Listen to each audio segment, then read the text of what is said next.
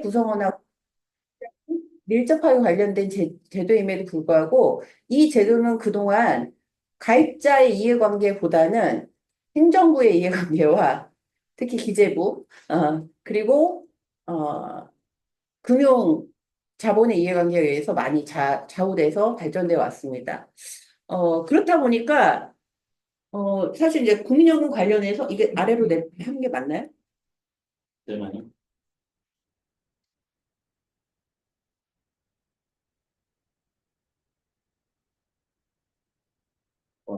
네, 안 되는데요. 엔터로 그냥 눌러주실 수 있나요? 네.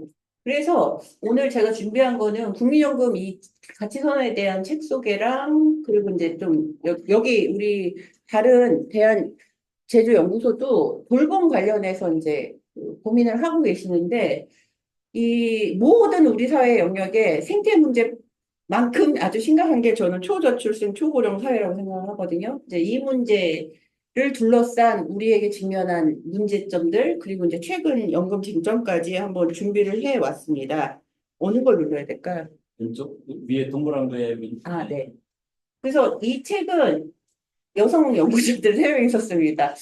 이 연구자 중에 가운데 있는 주호성 교수는 아마 TV에서 많이 보셨을 수도 있는데, 유일하게 정규직 교수고, 그리고 저하고, 저 이은주 박사 같은 경우는, 이제 뭐, 한때 정규직을 했었으나, 지금 둘 다 이제 비정규직 노동자로서, 글도 쓰고 연구도 하고 강의도 하고, 뭐, 그러고 다니고 있는 사람인데, 왜 이렇게 3명이 뭉쳤냐면, 거기 이제 배경에는 사실 돌봄이란 문제가 있었어요, 저희들끼리는. 왜냐냐면 이제 어떤 각자가 굉장히 어, 되게 좀 어려운 어떤 국면 상황들이 있었는데 돌봄 윤리가 한국 사회에서 돌봄이 부각될 때 돌봄 윤리에서 얘기했던 굉장히 중요했던 요소가 인간이 죽는 것이 사실이듯이 인간의 존재 자체가 의존적이다. 태어나면서부터 죽을 때까지. 그래서 인간 의존의 사실이라는 걸 밝히거든요. 그래서 인간은 존재론적으로 상호 의존적인 존재일 수밖에 없다. 이 출발을 해서 그 출발로부터 그동안 가족 안에서 여성들이 보이지 않게 해왔던 돌봄들에 대해서 사실 이제 어떤 식으로 이것을 이제 사회적으로 우리가 함께 만들어 갈 것이냐, 이 돌봄의 가치를 새로 세울 것이냐, 뭐 이런 걸로 지금 이제 발전되어서 오고 있는데 저희도 이제 그 이론 때문은 아니고 상호 의존의 어떤 시점이 필요했고, 근데 이제 사람들이 만날 때 그냥 만나서 뭐 수다 떨어서 이 문제가 되는 건 아니잖아요. 근데 한참 연금에 대한 여러 가지 논란이 있을 때라서 저희가 서로 좀, 서로의 안부를 지키기 위해서, 일주일에 한 번씩 모여서 연금 공부를 하면서 맨 처음에 이 연금 공부를 할 때는 책을 쓰자라고 한 건 아닌데, 이제 그렇게 했던 게 책을 쓰게 되는 이제 결과까지 나오게 돼서 사실 이제 그런 배경들이 있었다라는 말씀 드리고 그럼 이제 책을 쓰게 된 결정적인 국면은 작년에 국민연금 같은 경우는 5년에 한 번씩 재정 계산을 해요. 재정 계산을 하는 가장 큰 이유는 사회가 지속되는 한 연금제도도 지속돼야 되잖아요. 그러니까 가만 보시면 제가 88년도에 국민연금 제도가 시작됐는데 제도가 시작된 이래 10년 만에 연금 개혁을 합니다. 근데 그때부터 무슨 얘기를 했냐면 기금이 고갈난다. 기금이 고갈나면 못 받는다. 그러니까 아까 시작하기 전부터 한때 국민연금 가입 저지 운동을 하셨다고 하시더라고요. 그래서 안 들었고. 그거 제가 이제 아까 들었던 말씀, 납세자 본부 이런 데에서 그거는 좀 우파 쪽 시민단체들이 전국을 상대로 해서 탈퇴 운동 이런 거 한때 했었거든요. 그래서 이토록 국민연금이 불신이 높았구나. 근데 이게 5년에 한 번씩 하는 재정 계산이 불신을 높이려고 하는 게 아니라 실제로 가입을 우리가 보험료를 내는 그 노동 세대들이 이후에 연금을 받을 수 있게끔 가져가기 위해서 사실은 진단하는 거거든요. 이게 잘 작동되고 있느냐, 이 진단을 하는 건데, 이 진단을 하고 난 모든 결과물은 경제지를 뿐만 아니라 모든 주요 일간지에서 고갈이 언제 난다. 적립금이 부족하다. 맨날 이 얘기만 하는 거예요. 언제 되면 못 받는다. 이 얘기만 해요. 근데 이제 명확한 사실은 국민연금은 사보험이 아니에요. 여러분들이 시장에서 계약하는 사보험이 아니기 때문에 국가가 존재하고 사회가 존재하는 날 설호 적립금이 바닥이 나더라도 국가는 줘야 됩니다. 그게 가장 큰 차이인데 계속 국가는 주기 싫으니까 마치 이 돈이 적립금이 사라지면 제도를 운영 못하는 것처럼 계속 압박을 넣었는데 작년에 이제 저희가 이제 5차까지 왔어요. 재정 예산 하는 게. 5차까지 왔는데 5차까지 진행되는 과정 중에 이 위원회를 구성하는 전문가 집단들이 다 재정 중심적 전문가들이 그 자리를 거의 차지하면서 이 재정 중심적으로 연금을 생각하는 사람들은 국민연금을 공적연금으로 생각하지 않고 민간 시장에 있는 사회보험처럼 생각해요. 그래서 이들은 철저하게 저희가 사회보험이나 사회보장제도를 얘기를 할 때는 개인의 형평성이 중요하지 않아요. 개인의 형평성은 뭐냐면 내가 100을 냈으면 100 이상을 받는 게 형평성이에요. 반대로 내가 10을 낸 사람은 10만 주면 된다고 보는 거예요. 그러면 재분배가 안 되겠죠. 근데 국민연금은 재분배하는 구조거든요. 그래서 개인의 형평성이 아니라 국민연금 같이 사회보험은 사회적 형평성이 훨씬 더 중요합니다. 그런데 현재 그 재정 계산을 하는 위원들 같은 경우는 개인의 형평성을 초점을 해서 이렇게 판을 짜는 거죠. 이렇게 심각한 초고령화 사회를 앞두고 향후에 저희 이따 보시면 아시겠지만 인구가 3분의 1이 그러니까 현재 인구보다 3분의 1이 줄어들어요. 그러니까 3분의 2만 남게 되는데 그럼 줄어드는 대다수 인구가 고령 세대가 돌아가시는 인구보다 아이를 안 낳아서 생산 연령이 감소되는 인구가 훨씬 많은 거예요. 그럼 생산 연령이 감소되면 세금도 덜 거치죠? 사회보험료도 덜 거치죠? 수입은 주는데 고령화는 심화돼서 지출해야 될 건 많아져요. 이 문제가 지난 10년 동안 압축적으로 저희가 이렇게까지 아이를 안 낳는 사회가 될 줄 10년 전에 이렇게까지 심각해질지 몰랐던 거예요. 근데 이 문제가 너무 심각해지고 지난 3년 동안 더 하락을 해서 0.7까지 떨어져 있거든요. 이거는 굉장히 미래 재정에 이제 심각한 문제인 거예요. 근데 재정을 하는 사람들은 여러분도 한번 생각해 보세요. 그 사람들의 주장대로 만약에 미래 세대에게 빚 주지 않으려면 현재 세대들이 보험료 많이 내서 많이 쌓아두면 과연 문제 해결될까요? 첫 번째, 많이 얼마나 더 낼 수 있느냐? 두 번째, 많이 쌓아둔다고 해서 현재 노인 빈곤이 해결되느냐? 두 가지 다가 안 돼요. 그런데 계속 그 프로파간다를 해왔습니다, 이 사람들이. 그래서 그 과정 중에 심각한 건 뭐냐면 사회보험이 어떤 목적을 갖고 국민연금은 어떤 목적을 갖고 제도를 만들었는지를 굉장히 형해화시켰어요. 그 국민들 머릿속에 지금 뭐가 남았냐면 기금은 무조건 필요해. 적립돼 이게 기금이 헐어지면 안 돼. 그리고 자신들도 모르게 후세대한테 우리는 빚지는 사람들이 된 것처럼 됐어요. 그리고 후세대들한테 지금 MZ들하고 우리를 계속 갈라치게 하면서 MZ들한테 너희들은 지금 노인들, 너희 윗세대들 연금 내기 위해서 너는 빚더미에 올려 앉아서 이 얘기를 노골적으로 다양한 소리로 하고 있습니다. 만약에 그게 해법이 된다면 오케이. 해법도 안 되고 더 심각한 건 국가의 연금 개혁안으로 갔을 때 그 세대들이 연금 받을 때 더 조금 받습니다. 이 얘기는 안 해요. 그래서 그런데 이제 언론이 계속 그쪽 얘기만 써줘요. 예를 들어서 그쪽 전문가들 10명 얘기해줄 때 우리 쪽 전문가들 2명. 그러니까 국민들은 고갈 국민연금 불안 이것만 알고 계시는 거죠. 그래서 아무래도 안 되겠다. 그래도 뭔가 노출을 시켜야겠다. 그런 절박함이 있었고 그리고 말씀드린 것처럼 우리 가입자들의 실질적 이해관계가 대변되지 못하고 있고 오히려 그 금융시장 이해관계가 더 잘 대변되고 있다. 국민연금 안에. 그래서 그 문제를 얘기할 필요가 있고 마지막으로는 돌봄 말씀드린 것처럼 초저출생 초고령 사회에 직면해서 우리가 이 문제를 돌파할 수 있는 거는 각자 도생의 방식이 아니라 기반을 만드는 거라고 저희는 지필지는 생각을 했어요. 그러니까 아이들에게 돈을 쌓아서 남겨준다고 해서 이게 해법이 되는 게 아니라 지금 세대도 이후 세대도 적어도 노령이라는 문제에 있어서는 노인에서 노동시장으로부터 벗어나 있을 때 소득이 단절된 상황에서 우리 사회가 당신을 빈곤하지 않게끔 보호할게요. 라는 장치는 마련해 둬야 된다.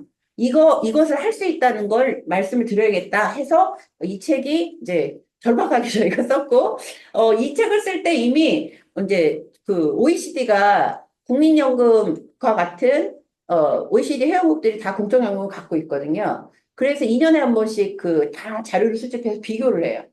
그 비교한 최근치 결과를 보면 우리나라 노인 빈곤율이 제일 심각해요. 40.4%예요. 이게 OECD 평균의 3배치입니다. 조금만 뒤로 넘기죠. 빛이 근데 얼굴이 아, 네네. 있어서. 예. 이렇게. 네. 그래서 이게 40.4%라는 건, 그러니까 노인 10분 중에 4분은 빈곤한 상황이라는 거고, 근데 이제 이 수치를 얘기하면 그 재정 쪽 얘기하시는 분들은 무슨 얘기하냐면 이 통계의 조작이다 막 이런 얘기를 하면서 우리 한국 사회에서 부자는 노인들밖에 없다 이런 얘기해요. 그럼 왜 그런 얘기하냐? 그 사람들 다 서초동 살고 강남 이쪽 사시는 분들이에요. 진짜 그러니까 정말 제가 어디 라이브로 토론하는 데서 그 얘기하시는 분 입을 찍고 싶더라고요. 내 저자의 입을 찍고 오늘. 그렇게 막 극단적으로 화가 날 정도로 그분들은, 그러니까 자기들이 외국 데이터를 가져다 막 쓸 때는 그 데이터는 맞대요. 근데 이거는 공식된 자료고 각 국가가 보낸 자료를 비교한 수치인데 이거는 통계 평균의 함정이라는 거예요. 자, 근데 우리는 합계 출산율 작년 말에 0.72로 발표가 됐고, 결국은 이제 현재의 노인 빈곤 문제를 해결을 해야 되는데, 동시에 이제 출산율이 낮다 보니까 이 낮은 출산율 때문에 국가는 어떤 자세를 갖고 있냐면 앞으로 내년부터 여러분 이제 초고령 사회, 즉 전체 인구의 20%가 65세가 됩니다. 이미 노인 인구는 1,000만 명이 넘었습니다. 그런 이제 구조에서 이 출생률이 올해 이제 더 떨어질 거로 또 예상이 되고 있거든요. 그러니까 돈 못 쓴다는 얘기만 계속 나오는 거예요. 자, 그래서 보면 우리나라 국민 10명 중 6명이 노후수단 중에서 당신은 무엇을 준비하고 있어요? 조사를 해보니까 10명 중에 6명이 국민연금밖에 없는 거예요. 근데 이 국민연금에 대한 중요도는 사실은 2005년부터 2021년도까지 보시면 맨 위에 점점점 올라갑니다. 60% 가까이 올라가는데 다른 거 예를 들어 퇴직급여, 퇴직연금 그리고 퇴직급여나 사적연금, 예적금 같은 경우는 다 하향으로 떨어지고 있잖아요. 그 재정적 하시는 분은 국민연금을 줄이는 만큼 퇴직연금 많이 주고 개인연금 들게 해서 그걸 다층 소득보장이라고 그래요. 그렇게 해서 각자가 책임지게 하면 된다. 국가가 뭘 지금 다 이렇게 해줄 필요 없다. 이런 입장이거든요. 근데 이게 핵심 게 퇴직연금을 실제로 적용받고 있는 노동자들이 그 노동시장 안에서 몇 프로 되냐. 제가 이제 그들의 논리를 반박하기 위해서 막 해보니까 35%밖에 지금 가입이 안 돼 있어요. 예. 비정규직들은 거의 IRP라 그래서 비정규직들은 이제 고용주가 다행히 뭐 12개월 계약이 돼 있으면 지금 일반 금융시장 상품을 사는 방식으로 가 있거든요.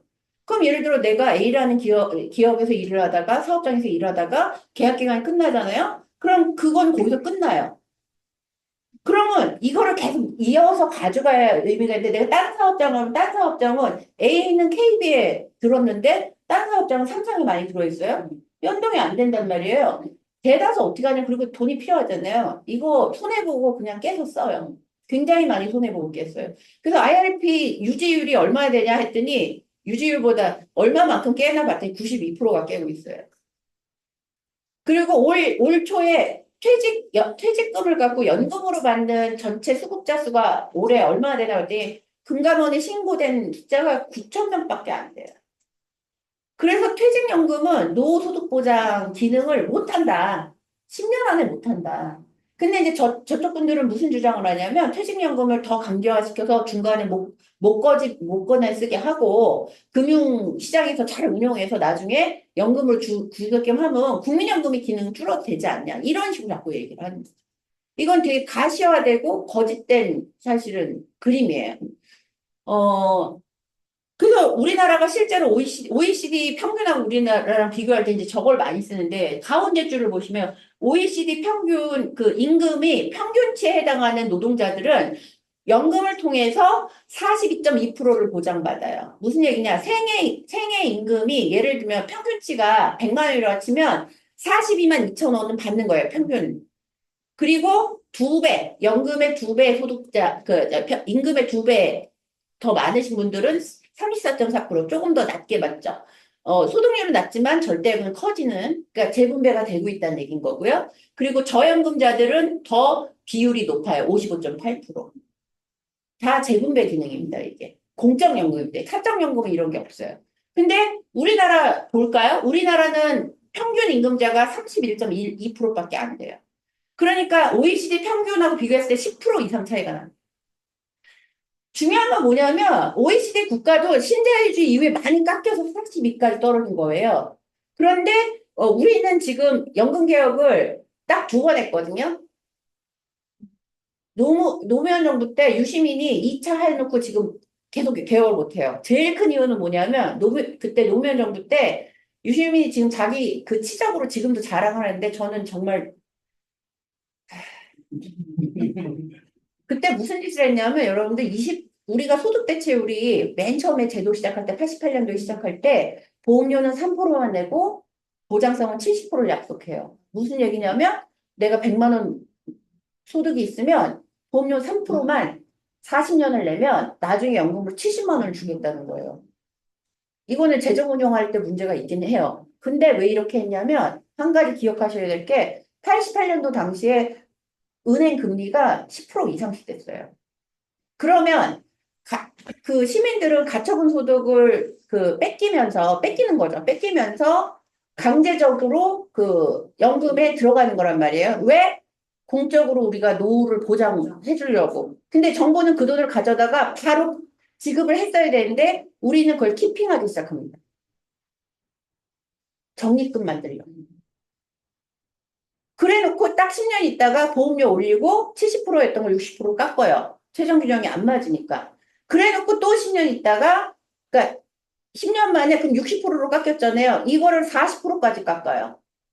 그러니까 제도를 도입한 이후에 보험료율은 3%에서 9%까지 올라왔는데, 보험료율은 더 올릴 필요는 있어요. 하지만 보장성은 70%로 시작한 나라가 맨 처음에 이제 초기 가입자들을 많이 유도하려고 한 측면도 있고 10년 만에 60% 깎은 걸 60%에서 그래요. 그 당시에 우리가 뭐 신자유주의 때문에 월드뱅크니 뭐 이런 데서 공격을 많이 받아서 IMF도 맞았잖아요. 이러면서 조금 깎을 필요는 있었지만 20%까지 장기적으로 깎아내려 지금 계속 깎이고 있는 중간이거든요. 그러면 이게 무슨 문제가 되냐면 40년 만기 가입할 때 40%로 깎인다는 얘기는 평균 우리나라 가입자들은 40년을 못 내요. 20년 정도가 23년 정도 나오거든요. 그러면 이게 20%도 안 된다는 얘기죠.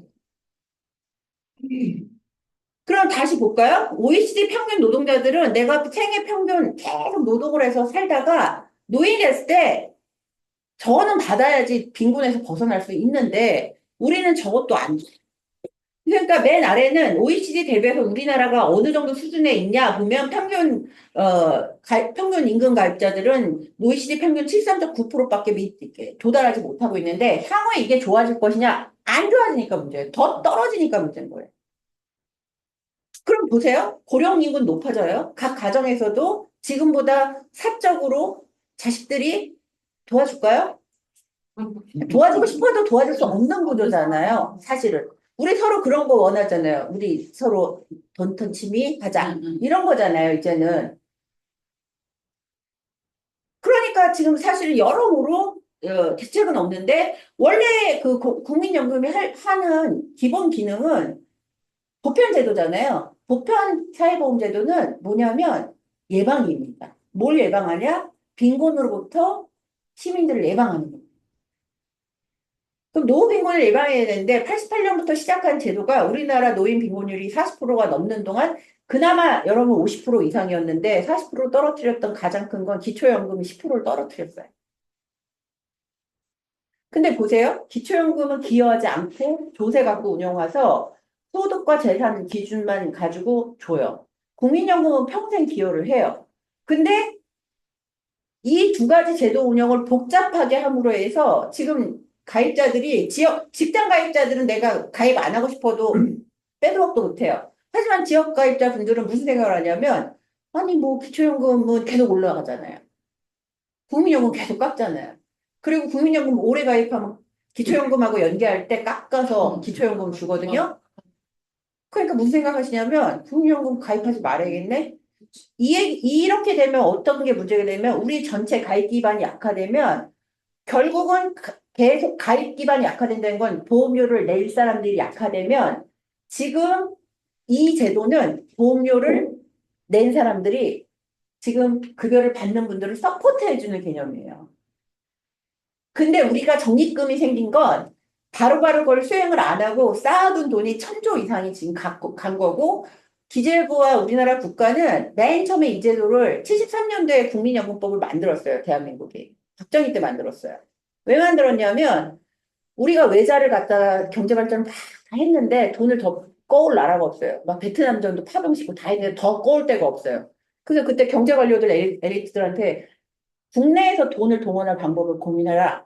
했더니 그때 전세에 보니까 매달 연금을 걷어서 정부가 갖고 있으면 돈이 되잖아요.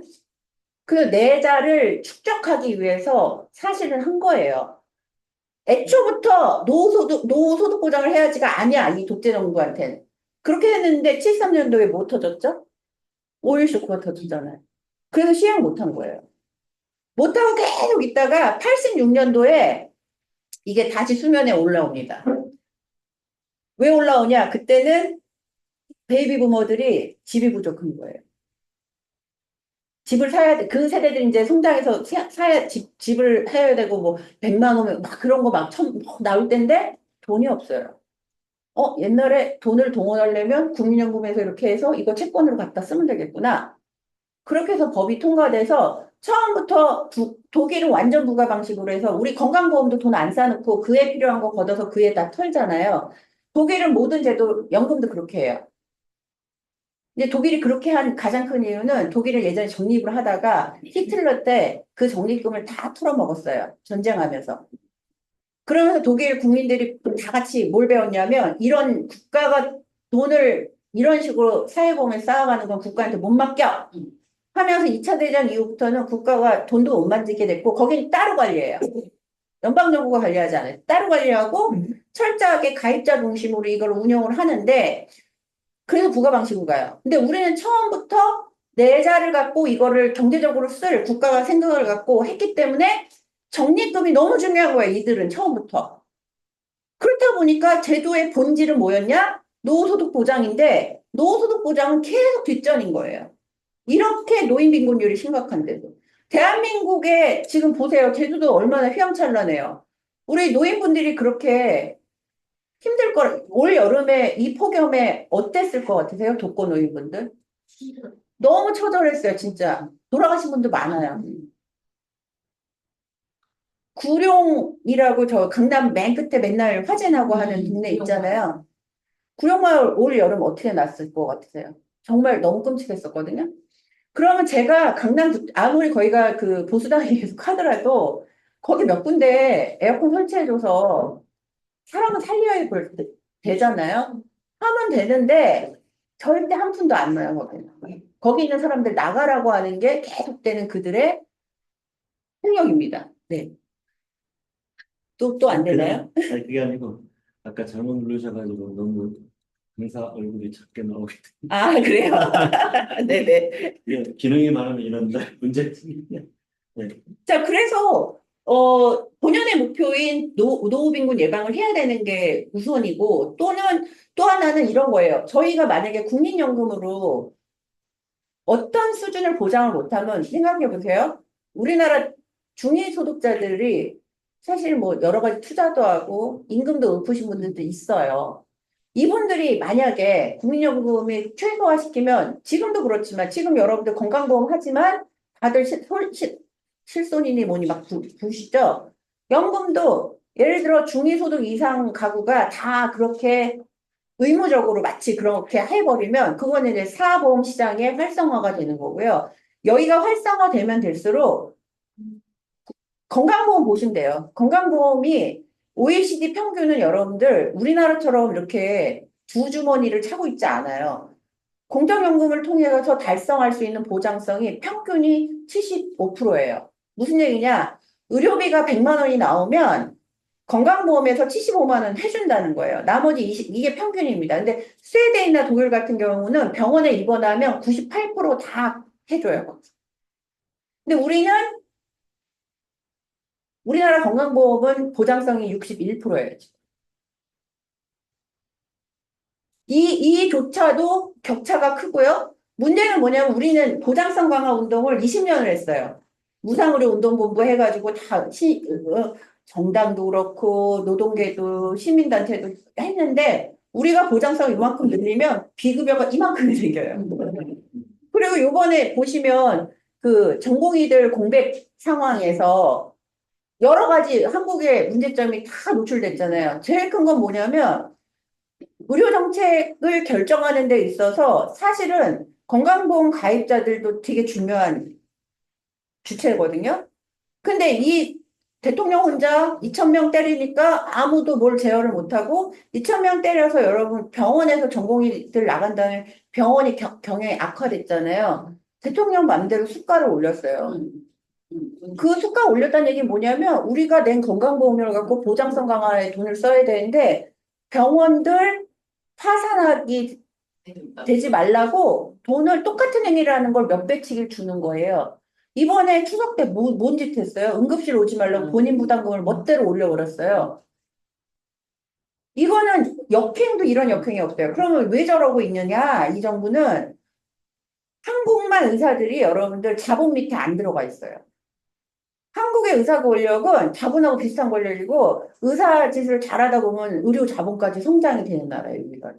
그럼 그동안 한국의 의료 자본과 병원 자본이 뭘 요구를 했냐면 미국 의사들처럼 자본 안에로 월급쟁이 의사들을 만들고 싶은 거예요. 월급은 많이 줄 수 있어. 근데 너네 우리 밑에 들어와. 이런 구조를 하고 싶은 거였거든요. 그래서 이제 2,000명 숫자 가지고 논란은 많지만 뒤에 뭐 누가 있냐 뭐가 있냐 말은 많지만 윤석열은 굉장히 시장주의적으로 정책을 펼치고 있는 거예요. 그래서 시장이 연금도 그렇고 의료도 그렇고 이쪽이 확장이 되면 우리가 함께 기반을 다지고 준비한 이 영역은 이들이 작정하게 들어오면 여기는 황폐화되는 건 순식간이고요. 장기요양도 마찬가지예요. 장기요양 올해 중요한 법 두 가지가 통과됐거든요. 그동안은 금융사가 장기요양 시설 못하게 했었는데 이제는 임대할 수 있게 해줬어요. 그 보험사도 들어오게 됐어요. 그래서 뭘 할 수 있게 되냐면 레지던스를 운영을 하면서 이걸 통해서 이 사람들이 투자자를 확보하고 투자자를 통해서 금융기술이 들어갈 수 있게 된 거예요. 그러니까 왜 그럼 이렇게까지 갔냐? 제가 KB 이쪽에서 그쪽에 지금 수도권에 그 노인 요양 그 되게 공격적으로 많이 하거든요. 한 400 정도 원래 내면 이제 고시원 같아요. 근데 해놓은 거 보면.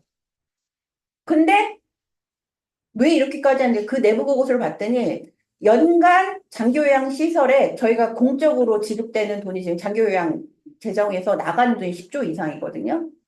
그럼 이게 10조 플러스 여러분 간병비니 요양비니 사적으로 나가는 돈까지 하면 이 시장 규모에 대해서 승부가 있다고 보는 거예요. 그래서 금융사들은 그렇게 해서 열심히 그거를 통해서 돈 벌겠다는 게 아닙니다. 그 시장으로 들어가서 여기서 금융기술을 통해서 싹 해먹고 나갈 생각인 거예요. 이미 그러한 것은 미국하고 영국에서 여러분들 미국 같은 경우는 사모펀드들이 한 몇 년 전에 요양시설을 다 사들였어요. 근데 사모펀드가 사들인지 몰랐어요. 그런데 그렇게 사들인 데가 갑자기 구조조정하고 서비스가 안 좋아지고 근데 거기 있던 노인분들은 어쨌든 살아야 되잖아요. 살고 있다 보니까 어느 날 그러고 얘네가 싹 빠져요. 이분들은 그럼 거기 믿고 있다가 갈 곳이 없게 된 거예요. 이게 사회 문제로 딱 터져버리니까 다 사모펀드가 졌던데. 그러니까 이걸 근거로 해서 금융기술 들어가니까 얘네는 재미 보고 치고빠지가 되는데 그게 두 나라에서 그게 상업성이 있는 게 증명이 되다 보니까 우리나라도 그거 하고 싶은 거구나. 제가 이제 올해 그거 통과되고 이쪽 금융사들 내부 그러니까 5개 금융사 되게 적극적이에요. 그럼 이거 다 돌봄 영역이거든요. 돌봄 영역은 그 자본들은 지금 이 영역까지 어떻게 해서든 들어와서 다양한 기술을 통해서 이들이 돈벌이를 할 생각을 하는데 여기에 대응하고 있는 우리의 정치적 기제는 너무나 지금 허약한 상태인 거죠. 그래서 그 걱정이 되는 게 뭐냐면 우리가 저는 그런 생각 되게 많이 해요. 그러니까 평생을 다들 일을 하시잖아요. 가족을 위해서 일하고 직장에서 또 일을 하고 여러 형태들로 일을 하시거든요. 그러면 그러고 나서 퇴직을 하고 일정 정도 시간을 보내시면서 그 삶을 마감하는 시기까지 존엄한 어떤 상태를 사회가 유지하지 못한다면 그 사회에서 개인들은 뭘 꿈꿀 수 있을까요? 그래서 적어도 그 존엄을 유지하기 위한 어떤 굉장히 중요한 기반으로 건강보험, 장기요양보험 너무 중요하고요. 그리고 실질적으로 장기요양보험도 여러분 잘 되려면 공적연금이 쥐고 있어야 돼요, 노인분들. 장기요양이 여러분들 본인 부담금 있어요, 거기도. 비급여도 있어요. 본인 부담금하고 비급여 있는 가장 큰 이유는 뭐냐면 장기요양 우리나라 그 제도 도입할 때 이것도 공공기관으로 안 만들고 다 개인 업자들이 설치하게 만들었잖아요. 그럼 개인 업자들 설치하게 만들면서 그때 세웠던 그 계획이 뭐냐면 시장 경쟁을 통해서 서비스를 제공하겠다는 거예요. 그럼 시장 경쟁은 요양시설을 뭘로 할까요? 좋은 음식 드리는 걸로 경쟁해라. 그 식사는 비급여입니다. 좋은 방 이렇게 잘해서 가격 다르게 책정해서 그걸로 경쟁해라. 그래서 방값도 비급여예요. 장기요양 제도로 나가는 건 케어 비용이에요. 그럼에도 불구하고 여러분 1등급이신 분에게 한 달에 거의 200 가까이 나가요. 그러니까 시설들은 뭐냐면 이 1등급이신 분들 몇 분만 모시면 자기는 한 달 그게 나와요. 그러면 적정의 요양보호사분들 3교대제, 4교대제 하면서 인원수 줄이면서 해야 되는데 그거 아니죠. 정말로 여러분들 기저귀 테이프로 붙여놓습니다. 예를 들면 어린이집은 엄마 아빠들이 막 불을 끄고 CCTV로 막 들여다보잖아요. 요양시설은 안 들여다봅니다. 거기서 무슨 일이 벌어지는지는 그 안에 계신 분들밖에 몰라요. 그게 10년 후, 20년 후에 남의 일이 아니죠. 지금부터도 남의 일이 아니게끔 우리가 이걸 바꿔가야 되고, 그리고 사실은 그 서비스를 업하려면 각자가 다 보험료로만 못하니까 나머지 부분은 공적연금을 쥐고 있으면 이 연금을 갖고 본인이 이런저렇게 소비도 해야 되고, 그런 비용도 돼야 되고, 이게 그래서 작동이 잘 돼서 내수에 영향을 미쳐야 되는데, 지금은 다 무조건 최저임금이고, 노동조건 최악으로 만들고, 그러니까 이게 내수 진작에 효과가 별로 없는 거예요. 장기요양보호사들 연령대가 어떻게 되는지 아시죠들? 50대, 60대, 아, 50대는 젊어요. 60대에서 많죠. 60대 이상이 70% 이상. 제가 어떤 요양보호사분, 제가 이제 인터뷰를 많이 하고 다녔는데, 제가 모셔야 될 것 같은 분들도 그 일을 하고 있어요. 왜 하냐? 왜 하냐? 남편이 쓰러졌어. 이거 벌려고. 집에 돈이 없어. 연금도 못 받아. 근데 그거라도 벌면 그걸로 두 분이 버티시는 거예요. 그러면 한쪽에서는 요양보호사 요양보호사 나이 제한 없거든요. 나이를 제한시키래요. 서비스 업을 하려면. 그래서, 그럼 연금 주시든가. 서비스 업을 하려면 요양보호사 나이 제한이 아니라 임금을 올려야 됩니다. 그래서 젊은 사람들도 들어와서 그 일만을 통해서 보장이 되게끔 해줘야 되는데, 그럴 생각은 안 합니다. 그래서 이런 이야기들을 연금을 통해서 이제 충분히 할 수 있는 얘기인데 아까 말씀드린 것처럼 그동안 한국은 연금 개혁을 할 때마다 한쪽은 재정 얘기만 하고 이제 제가 속해 있는 그룹들은 노인 빈곤을 높이니까 소득 보장 강화되는데 이 얘기를 해왔어요. 재정 중심으로 얘기하시는 분들은 그 얘기를 포인트로 둬서 제도가 지속 가능하려면 고갈이 나면 안 된다 이 얘기를 하는 거죠. 근데 저와 같이 소득보장이 중요하다고 얘기하는 사람들은 아까도 말씀드린 것처럼 사회가 유지되는 이상 연금제도도 유지될 수밖에 없는데 사회를 유지시키기 위해서 그럼 지금 해야 될 건 뭐냐? 재정을 쌓아두는 게 아니라 애 낳을 수 있는 사회 질을 바꿔야 된다는 거죠. 지금 왜 애를 이토록 안 낳고 있느냐에 대해서 국가는 진지하게 생각해서 저희 2006년부터 저출산 고령사회위원회를 출범해서 지금까지 5차까지 와 있어요. 돈도 조금 쓴 거 아니에요. 썼어요, 나름. 많이 쓰지는 않지만 썼습니다. 근데 출생률은 점점점 떨어졌죠. 0.7까지 떨어져 있는 상태거든요. 그러면 뭔가 문제가 있는 거예요, 이 사회가. 뭔가 문제가 있는 걸 진단해야 되는데, 진단을 하지 않고 오면서 끊임없이, 자, 날 애들은 없고, 앞으로 성장할 애들은 없고, 노인들만 많아지니까, 여러분 돈 내세요. 이 얘기만 하는 거예요. 낼 수 있으면 좋겠지만, 낼 수 있으면 좋겠지만, 조금 더 내야 되는 것도 맞지만, 정책의 목표는 현재의 빈곤도 미래의 빈곤도 예방하는 걸로 더 오히려 포커스가 맞춰져야 된다는 게 핵심이 돼야 된다는 게 저희 얘기인 거고요. 그래서 지금 예를 들면 이제 책에서 주로 이제 마지막에 저희가 이제 금융화 문제도 다뤘지만 전 국민, 지금은 말은 국민연금인데, 예를 들어 특수고용 노동자들 같은 경우는 사업장으로 안 들어가잖아요. 지역가입자로 들어가서 가입 유예가 됐든 보험료를 계속 납부를 못하는 이런 상황들이 됐어요.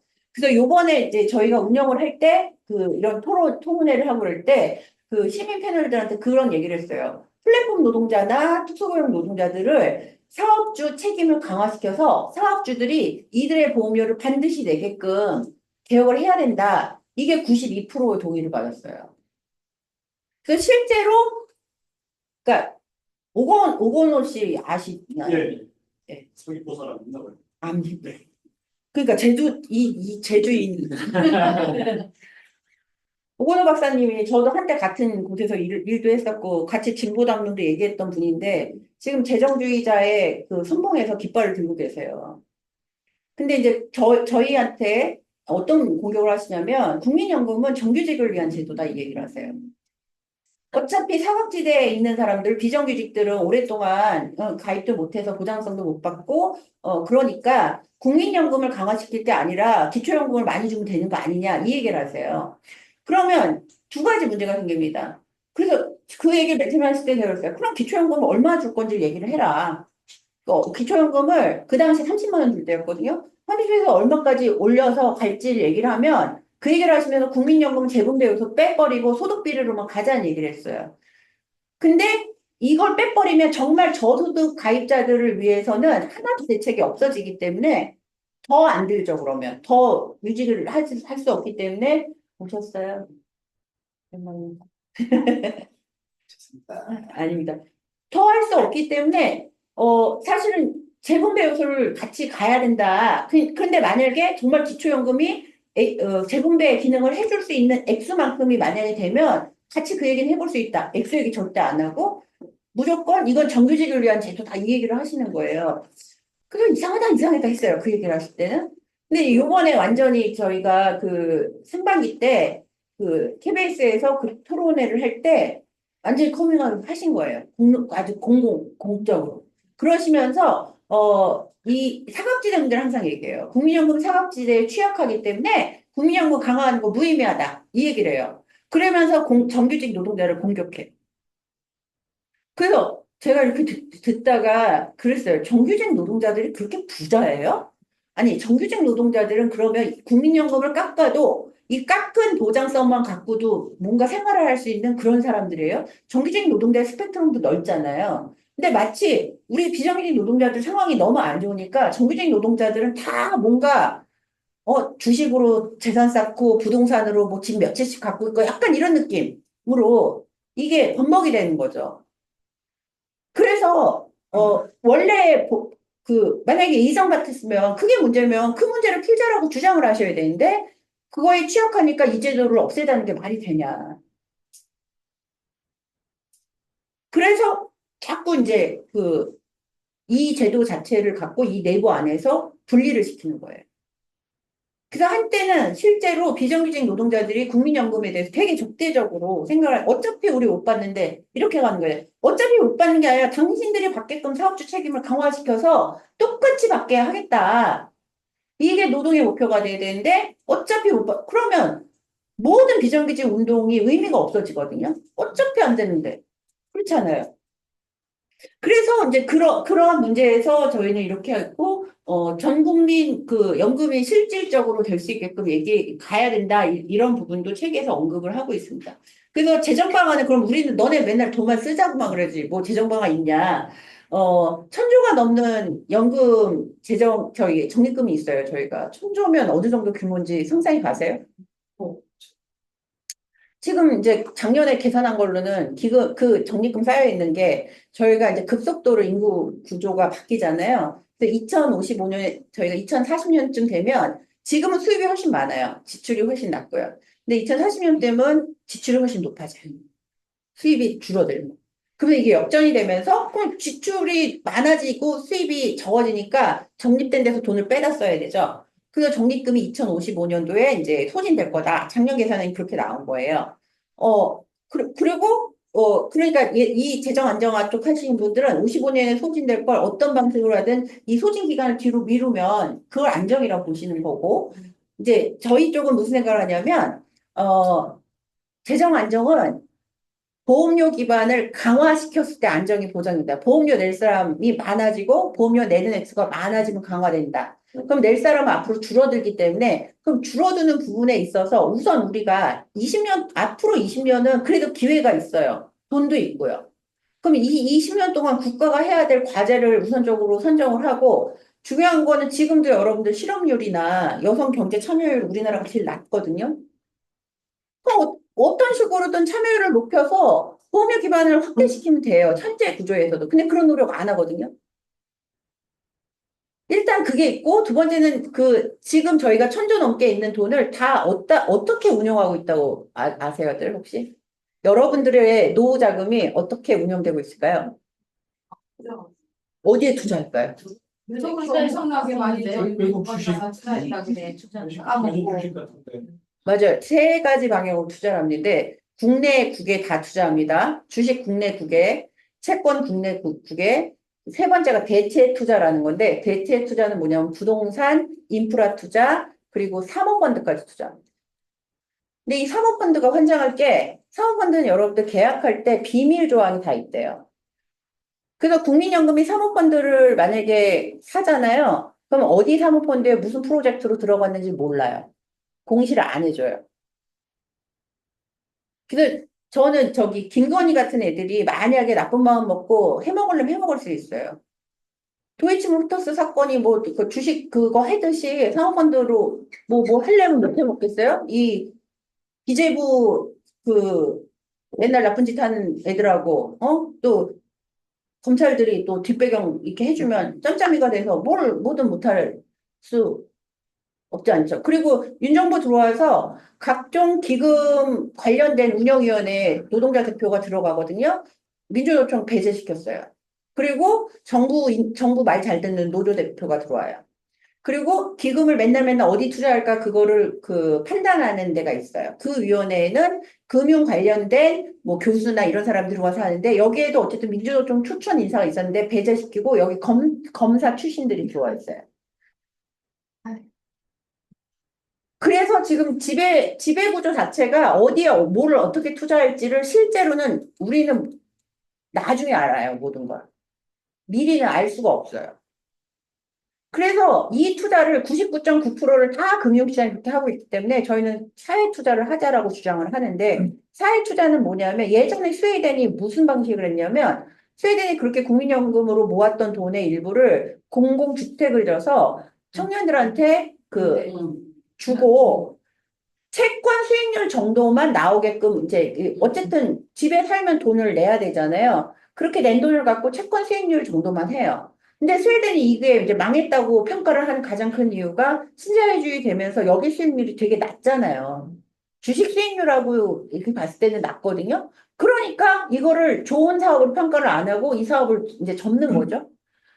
일본도 그런 주택 사업을 했었어요. 근데 이러한 사회적 투자가 다 신자유주의 금융 자본들에 의해서 다 폄하되고 평가절하되면서 지금은 공적 연금기금을 운영하는 나라들이 그런 투자를 안 해요. 근데 우리는 한 번도 해본 적도 없고 유일하게 국민연금기금에서 가입자들에게 하고 있는 건 대출해 줍니다.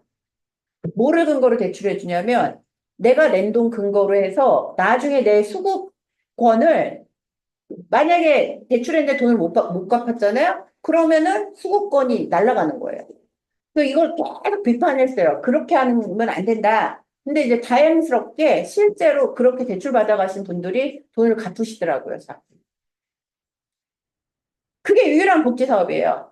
그래서 그렇게 하지 말고 지금 청년들이 여러 가지 경제적 불안성 때문에 뭘 못하니까 청년들과 노인분들을 위해서 요양시설도 짓고 어린이집도 짓고 공공주택도 짓고 그래서 기본 인프라가 되는 것들을 여기서 제발 몇 프로라도 좀 빼서 쓰자. 그래서 사회가 안정적으로 기여할 수 있는 어떤 역량에 하자. 근데 이제 지금 국가 방향은 이 모든 분야를 다 시장에 맡기고 싶어 하지 공공이 들어가서 뭘 하는 것들을 원하지 않으니까 계속 배제하고 있어요. 이 방식이 근데 시민대표단들한테 지지를 받았고요. 두 번째는 재원도 여러분 보세요. GDP 중에 우리나라 국민연금을 걷어들이는 그 부가는 GDP 전체 중에 몇 프로나 될까요? 실제로는 국민연금은 그거예요. 소득에만 부과를 하잖아요. 노동소득에만 부과하잖아요. 35%에만 부과를 하고 있어요. 이 기반을 넓히자는 겁니다, 저희는. 부가의 기반을 넓혀서, 그리고 지금 인구의 35가 아니라, 소득자.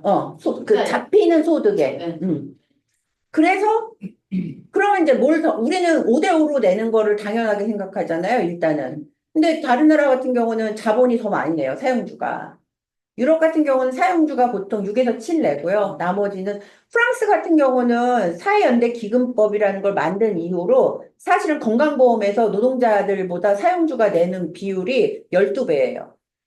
노동자들은 거의 조금 내요.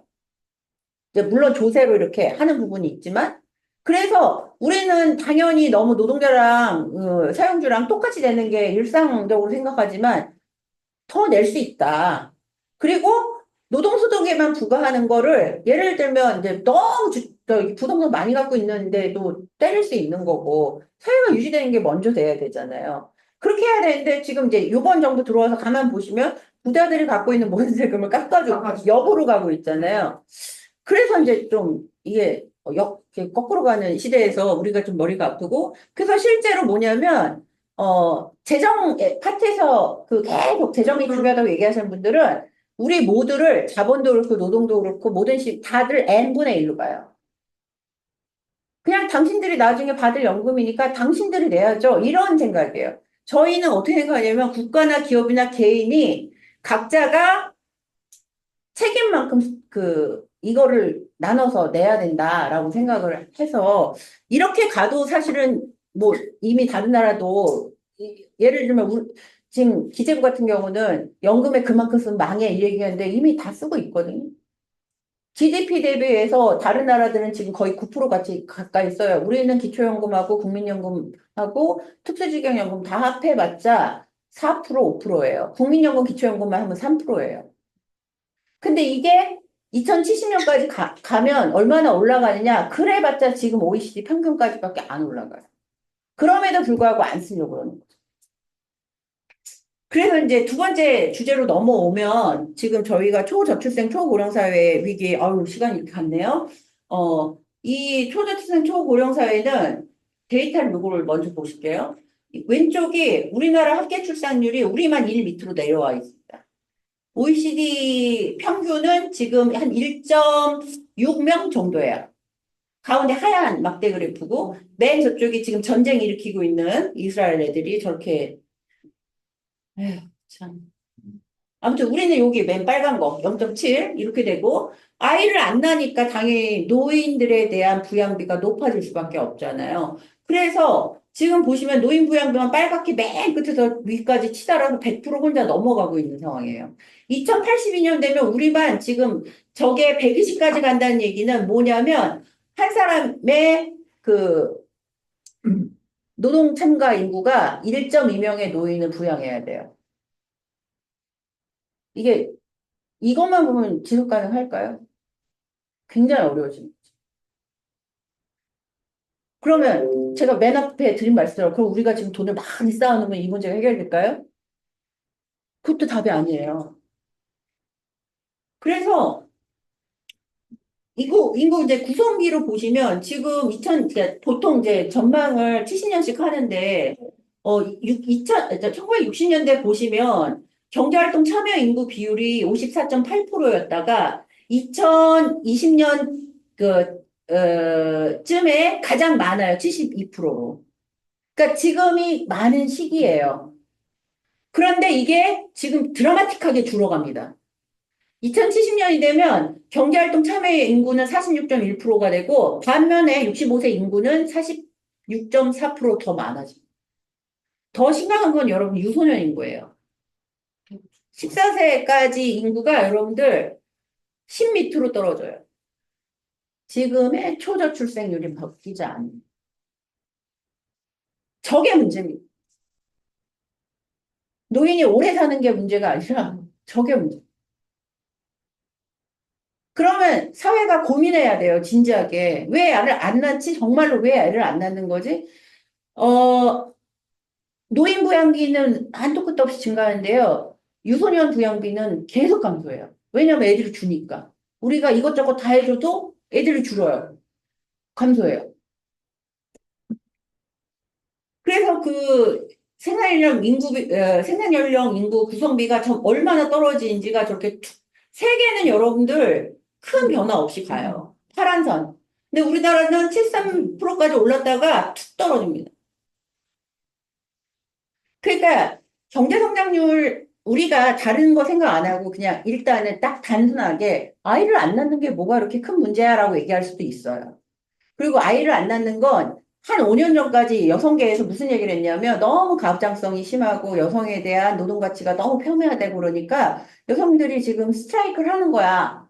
그렇게까지 얘기할 수 있었어요. 근데 지금은 병적인 수준이에요. 근데 이 병적인 수준을 국가도 진지하게 안 받아들이고 제일 괘씸한 건 한국의 자본은 무슨 생각하고 있는지 모르겠어요. 이 정도면요. 유럽에 있는 자본들은 돈을 막 풀어요. 프랑스가 2000년 초반에 출생률이 급격하게 떨어졌을 때 기업이 직접적으로 많이 풀었어요. 근데 걔네가 푼 방식이 조금 괘씸해요. 우리 같은 유색인종한테 좀 괘씸한 부분이 있어요. 이주 인력들 데려다가 자기네 아이들 키워주는 사람으로 막 쓰고 그래서 놀이터 가면 다 아시아 여성들이 백인 애들 케어하고 있고 엄마들은 일터 가서 일해요. 그러면 프랑스 입장에서는 우리는 여성의 고용 참여율도 높아지니까 아이들도 많이 낳네. 너무 좋아. 이렇게 했지만 실제로 거기 가서 케어했던 아시아 여성들은 제대로 된 못 받았어요. 그러니까 이 돌봄의 세계적 굴레는 지금 우리나라 지금 오세훈이 하고 있는 시범 사업이 그 지경이거든요. 월 100만 원이 말입니까? 월 100만 원 받아서 방세도 못 내요. 선생님 그거를 서울시 강남에 있는 엄마들한테 어떻게까지 얘기하냐면 영어 할 줄 아는 필리핀 도우미가 와서 일상적으로 영어를 해드리면서 여러 돌봄을 책임지고 있다. 게다가 가격도 싸다. 이렇게 얘기해요. 그 가격이 시간당 단가를 낮춰서 개인이 구매하는 방식이에요. 이게 너무 안 내려버리고 밀었죠. 깎아버리기 위한 국내도 깎아줄 수 있고, 일단은 저는 그런 사인 자체가 뭐냐면, 이 보수 진영은 이 초저출생 위기에 대해서 저희 그 얘기 중소기업에서 지금 이미 나온 지 오래됐는데, 노동인력 구하기가 이미 어려워지고 있고, 농업 쪽은 이미 다 이주 노동자분들이 해주시고 계시잖아요? 얘네는 이거를 질을 높여가지고 어떻게 해결할 생각이 없고, 아시아에 지금 베트남도 인구 많고, 뭐 이렇잖아요? 데려다 쓸 생각밖에 안 하는 거예요. 한국 오라면 당연히 와서 차별받을 걸 그들이 준비하고 있는 것처럼 착각을 하고, 우리는 우리가 살기 위해서 그들을 차별해도 된다는 아주 이상한 생각을 계속 하는 거죠. 근데 말씀하신 것처럼 그게 일상화되면 당연히 국내 건설 쪽에서 지금 벌어지는 상황이, 근데 건설이 사실은 이제 민주노총 안에서도 건설 쪽이 머리가 아픈 게 뭐냐면 이게 이제 노동자들끼리 싸움이 되다 보니까 민주노총 소속 사업장에 저 간부가 새벽같이 가서 서 있는 게 민주노총 소속 아닌 이주자들 걸러내게 하고 있는 거예요. 만국의 노동자는 단결을 해야 되는데 생계 때문에 걸러내기를 하는 언어 갈등을 진짜 추격해가지고 최근에는 더 나가서 법안 발의까지 하려고 그래요. 이거는 해법이 아니다. 근데 한국의 자본은 진짜 무슨 생각을 이렇게 쓰다가 자기들끼리 어디 가려고 그러나. 정말 그런 생각까지 이 버리고 어디 가려고 그러나? 그래서 더 저는 중요하게 생각하는 거는 앞으로 우리가 노후를 살아갈 우리가 정신 차리고 이거를 바꿔내지 않으면 진짜 큰일 나겠구나 이 생각이 더 이제 들고 우리나라 공공 지출 얼마나 적게 하는지 이 지경인데도 예를 들어 가족에게 뭔가 지원을 해야 되잖아요. 초저출생이니까 가족 지원하는 게 예를 들어 OECD 평균은 GDP 대비했을 때 2.4% 되는데 우리는 1.6% 수준입니다. 그 프랑스 같은 경우가 3.4%나 내고 있어요. 우리는 3.4 수준이 공적연금 지출 수준이에요. 얘는 가족 지원을 저만큼 한다는 거예요. 현금, 수당 이런 제도로. 그럼 전체 사회복지비 지출 규모는 어떠냐 보면 OECD 평균 저 빨간색 그래프예요. 저 빨간색하고 코리아라고 써 있는 거 비교해서 보시면 OECD는 지금 코로나 때 다 같이 올라갔어요. 지출이. 그러다 좀 떨어졌거든요. 그래서 OECD 평균은 지금 23% 정도였다가 2022년에 21.1%로 줄었어요. 근데 우리나라는 뭐냐면 2019년에 12.2% 정도였다는 거죠. 그러니까 OECD랑 거의 10% 정도 아직 차이가 나고 2022년에 14.8%까지 올라가긴 했어요. 그런데 여전히 지금 보세요. 우리 밑에 있는 거 칠레하고 멕시코. 우리는 칠레와 멕시코랑 여전히 경쟁을 하고 있어요. 너네 더 조금 낼 거야? 알았어. 우리 조금 낼게. 이러고 경쟁을 하고 있다는 거예요. 저 밑에 있는 국가들은 OECD 국가들 아니에요. 근데 이제 그 규모 큰 나라들 비교하냐고 이렇게 하는 건데 우리보다 더 많이 하고 있습니다. 경제적 경제 성장성 우리보다 낮은데도 그러고 있어요. 그런데도 우리나라 기재부가 항상 하는 얘기는 돈이 없다. 그럼 국민부담률이 어떻게 되나 볼게요. 국민부담률은 조세하고 사회보험료 내는 비율입니다. 그래서 조세부담률하고 그 국민부담률은 이제 사회보험료까지인데, 이게 이제 2024년 올해 같은 경우는 26.8% 정도인데, 향후 전망을 27.2%로 별로 올릴 생각이 없어요. 안 올리겠다는 거예요. 지금 기재부가 올해 5년 장기 재정 전망을 하거든요. 국가 재정 전망을 하는데, 거기 나오는 건 다 긴축만 나왔어요. 저거는요, 뭐냐면, 인플레이션만 올리겠다. 고사시키겠다는 거고, 그리고 의무 지출은 사회복지랑 관련된 비용 지출인데 거의 증가분이 연평균 증가 5.7%는 물가 인상률 수준 정도로 보시면 되겠고, 근데 내년부터 초고령 사회 진입이라 했잖아요. 여러분들 연금도 그렇고 건보, 장기요양 많이 나갑니다. 이제 많이 나갈 겁니다. 그런데 그거에 또 못 미치는 그래서 이 밑에 제가 새로운 예쁜 글자체로 넣었는데 PDF 전환되면서 글자가 깨져 나왔네요. 국가가 긴축재정하면서 전체적인 재정 지출에 관심이 없는 상황입니다. 이건 이제 그 유럽의 국가들은 적어도 68%, 78% 이렇게 연금 받아서 생활하고 계시는 거고요. 자기 소득 외에 우리는 30% 정도입니다. 기초연금과 국민연금 합쳐서 그렇고 그러니까 반면에 근로소득을 OECD 국가 중에서 가장 일을 많이 하는 노인의 국가입니다. 노인을 위한 노동의 국가입니다. 노동이 예를 들어 노인이 돼도 내가 무의로부터 벗어나기 위해서 나는 뭐 하고 싶어. 그래서 선택하는 노동하고 저 노동은 질적으로 달라요. 그리고 노인이 하는 노동들은 아파트 다 경비하시고 그러잖아요. 노동법 적용도 못 받고요. 존중도 못 받고요. 그리고 우리나라는 왜 가난한 사람들을 멸시해도 된다고 생각하는지 모르겠지만 멸시까지 받으세요. 그래서 OECD 비교해 보면 뭐 좋은 수치 미래 재정에도 좋은 수치가 안 나오고 계속 부족한 공적연금 수준이 나오고 비곤율 향후에도 나아지지 않겠다 이런 비율이 나옵니다. 그래서 최근 쟁점은 뭐냐면 적어도 예를 들면 저희가 이제 소득보장 강화 쪽에서 얘기하는 게 우리끼리 하는 얘기가 아니라 국제 표준이라는 거예요.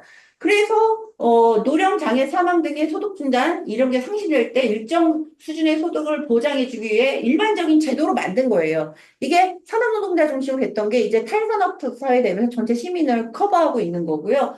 ILO 같은 경우에 어떻게 얘기하냐면 현대적인 사회보호 체계로 빈곤에 노출된 사회구성에게 최대 소득을 제공해야 하며 노령, 장애, 사망 등 사회적 위험에 처했을 때 적절한 얘기를 합니다. ILO는. 근데 이제 우리 소득보장집에선 저희가 한 10년 전만 해도 적절한 얘기를 했는데 저희 지금 적절한 얘기도 못해요. 빈곤만 예방하자. 이렇게 목표치가 너무 낮아졌습니다. 너무너무 힘들어지는 여러 가지 상황에 이게 이제 전체 연금 구조가 이런 식으로 이제 구조화돼 공적연금과 퇴직연금 그리고 이제 개인연금 이런 식으로 이걸 다층 체계라고 얘기하고 이 다층 체계를 만든 건 사실은 이제 세계금융자본이 신자유주의 이후에 금융시장의 삼짓돈을 연금을 통해서 만들려고 이렇게 공적연금의 기능을 줄여버리면 이제 연금시장으로 나올 게 많으니까 이런 식으로 구조화시켰다는 것이고요. 그래서 개요까지는 아까 제가 말씀드려서 좀 설명을 드린 거고, 그래서 저희는 1차, 2차, 2007년에 개혁하고 지금 멈춰져 있는 상태인데, 무조건 이번에 어떤 식으로 해야 된다. 그런 얘기를 했는데, 이번에 이제 할 수 있을지 굉장히 어려운 거예요. 계속 이제 5차 재정계산 내내 재정중심론자들은 재정 설계에서 근본적인 문제가 있기 때문에, 이게 또 고령화가 심화되니까, 기본적으로 국민연금을, 그러니까 낸 것만큼만 가져가게끔 하자. 이 얘기하는 거예요. 근데 여러분 사보험도 낸 것만큼만 가져가게끔 하라고 여러분 보험 이렇게 설계받을 때 그런 얘기 들어보신 적 있어요? 아무도 그런 조금 더 준다. 더 준다고 얘기해요. 근데 얘네들은 낸 것만큼만 가져가게 하는 게 정의라고 생각해요. 왜 그게 정의됐냐? 구세대에게 빚을 안 주니까. 계속 그 얘기를 합니다. 자, 그런데 이제 소득보장을 중요하게 생각하는 건 현재 노인도 미래 노인도 가난해지면 안 된다. 이 포커스로 하고 아직은 우리에게 여력이 있다. 이 중심으로 말씀을 드리고 있는 거고요. 그래서 올해 초에 사실은 이제 공론화위원회라는 걸 처음으로 시도를 해서 이 공론화위원회 안에서 사실은 의제수기단 36인이 노동 사측, 지역가입자, 청년 수급자에서 이렇게 뭐죠?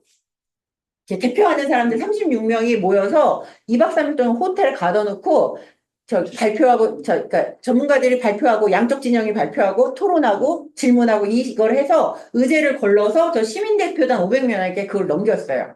그래서 시민대표단이 그걸 결정하게끔 하는 과정을 사실은 이렇게 그 시민대표단도 10,000명에서 500명까지 추려지는 과정 되게 공정하게 하려고 나중에 딴소리 하지 않게 하려고 이 과정을 거쳐서 사실은 이제 이러닝 집에서 공부시키고 그리고 동영상 자료 배포하고 그리고 이제 4차례 KBS 라이브 방송, 유튜브 방송 하면서 2월, 3월, 4월 동안 이걸 했는데 그래서 깜짝 놀란 결과가 나온 거예요. 저희는 재정 안정화가 이길 거라고 생각했어요. 맨 처음에 들어갈 때. 왜냐하면 기울어져 있었거든요. 근데 정보의 불균형성을 극복하고 나니까 시민들이 소득 보장이 중요하다라는 거에 더 많은 공감을 해주셔서 사실은 두 가지 안이 소득보장은 보험료율 13%까지 인상하고 소득대체율을 현재에서 10%더 올려서 50%까지 가자. 그래도 저희가 저걸 재정을 돌려보니까 저거 감당 가능한 수준이니까 가능하다. 이게 이제 받아들여진 건데 재정 안정 쪽은 보험료 12%에서 소득대체율은 건드리지 마. 근데 저 파트는 15까지 올리고 싶었는데 경총에서 안 받아주셨어요. 경총에서 딱 뭐라 했냐면 우리는 12까지밖에 못해. 그래서 10위까지밖에 못 낸 거예요. 오히려 우리가 보험료를 더 많이 올리는 꼴이 된 거라서 맨 처음에 저안이 나왔을 때 노동계에서 이거를 어떻게 받아줄지가 고민이 많았지만 어쨌든 소득 대체율을 올리는 게 중요한 과제이기 때문에 그렇게 가보자 해서 이제 했는데 많은 지지를 받았죠. 그런데 21대 국회에서 저걸로 합의 안 하고 끝냈어요. 쌩갔어요. 21대 국회가 다쳤어요. 21대 국회가 다치기 이틀 전에 이재명이 딱 그러는 거예요. 와, 국민연금, 그러니까 저희가 계속 푸시를 했거든요. 국민연금 관련해서 지금 정부가 얘기하면 우리 44까지 얘기해 줬다. 이렇게 얘기를 하는 거예요. 아무 논의도 안 하고. 정부가 요번에 42% 얘기를 한 게 출발이 뭐냐면 민주당이 그 시민 대표단이 13에 50을 얘기를 했는데 맨 처음에 합의 시작은 42에서 시작한 거예요. 이 무능한 민주당이. 그러더니 국회 문 닫기 이틀 전에 이재명 대표가 44 이렇게 얘기를 하고 끝났어요. 받을 생각이 없거든 쟤네는. 그러고서 22대 국회가 열렸잖아요. 22대 국회가 열리자마자 청와대가 아니죠. 용화대에서 시민수석하던 서울대 사회복지학과 교수 출신 안상훈이라는 사람이 이 사람 그 장인이 김기춘이에요. 그런 집안이에요. 이 집안. 얘네 아버지도 그쪽에서 국회의원 해먹고 뭐 이랬던 집. 이 사람 거기 있다가 비례대표로 국회의원이 됐어요. 22대 들어와서 되자마자 뭐 했냐면 자기네 연금특위 다시 하겠대. 처음부터 처음부터 다시 하겠다면서 무슨 얘기를 했냐면 이 사람들이 계속 시민대표단이 결정한 거에 모욕을 하는 거예요. 잘 몰라서 그런 결정을 했다. 더 많이 준다니까 한 거다. 이런 식으로 해서 자기들이 뭘 돌리더니 갑자기 정부안이 9월 4일 날 발표가 됐는데 보험료는 13% 우리 안으로 받고 소득 대체율은 42% 올리겠대요. 근데 42%가 중요한 게 아니라 두 가지를 문제점 있는 두 가지를 발표해요. 하나는 뭐냐면 세대별로 보험료를 따로 내게끔 하겠다. 세대별로 단순하게 50세 이상은 내년부터 4년 동안 14%까지 1년에 1%씩 올려요. 20대는 앞으로 16년 동안 찬찬히 올리는 거예요. 4%를. 세대별로. 50대 이상, 40대 이상, 30대 이상, 20대 이상 다 따르게. 그러니까 50대는 이제 늙은 사람들은 먼저 부담해. 젊은 애들은 맨날 그래요. 우리나라 젊은이들은 국가는 불쌍하게만 봐요. 우쭈쭈, 너네 조금만 내. 이렇게 해요. 이거 하나 하고 또 하나는 뭐냐면 자동 안정화 조정 장치라는 거를 하겠대요. 요즘에 그걸로 난리거든요. 자동 안정화, 뭘 안정화시키는 걸까요? 재정을 안정화시킨다는 거예요. 자, 그러면 여러분 보세요. 나갈 돈은 많아. 들어올 돈은 줄어들어. 재정을 안정화시키려면 뭘 해야 될까요? 그렇죠. 나가는 걸 줄이는 방안이 자동으로, 그럼 자동으로 안정화하기 위해서는 논의를 하지 않겠다는 거예요. 장치를 넣겠다는 거예요. 그래서 예를 들어 노인 인구율이 얼만큼 더 늘어났고 기대여명이 얼만큼 더 늘어났고 지출 증가분이 얼만큼 돼. 국민연금이 여러분 물가 상승률을 반영합니다. 40년 전에 내가 낸 보험료를 40년 후에 내가 급여로 받을 때 40년 내가 40년 전에 예를 들어 10,000원 낸 게 지금의 가치로 받아야 돼. 10,000원을 받으면 안 되는 거잖아요. 그걸 보장을 해줘요. 사연금이 그게 안 해주는 거예요. 사연금은 물가 인상분 반영을 안 해줘요. 그래서 더 주지만 똔똔이 느끼는 거예요.